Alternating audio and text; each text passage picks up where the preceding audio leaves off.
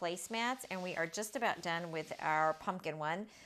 We actually used a sewing machine for this, and basically we had 2 pieces of fabric. We used a zigzag stitch around, and then we turned it right side out, and we actually have a little spot that we were going to slip stitch, but I had an epiphany as I was ironing, because you are going to want to just iron your placemat so that all of your edges are nice and flat, and go around.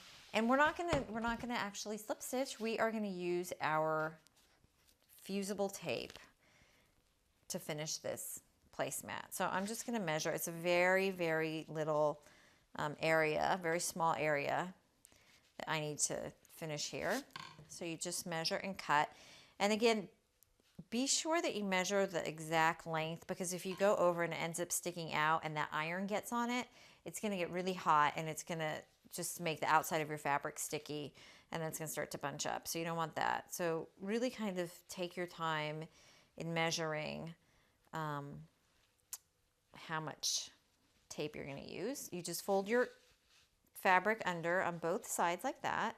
You just tuck it in, use your finger to do the corner, lay that down, but make sure that the tape does go all the way to the corner, because otherwise you're gonna have a little open corner. You don't want that either.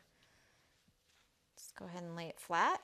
And then I'm just gonna get my iron is hot, not too high though. I'm just gonna get my little cloth and just dampen it up a little bit. And then we're gonna put that on there. And again, make sure none of the fusing is actually sticking out, because if it gets on your ironing board, it's really sticky, and then it gets on your iron and it's impossible to get out. Okay, move that, take that down. See how it seams? And it's sealing it shut for us right now. Slide it around a little bit. There you have it, a very adorable pumpkin placemat that's gonna last for years. We made sure of that when we used a zigzag stitch around the edges. You can throw it in the washing machine and it's gonna hold it beautifully.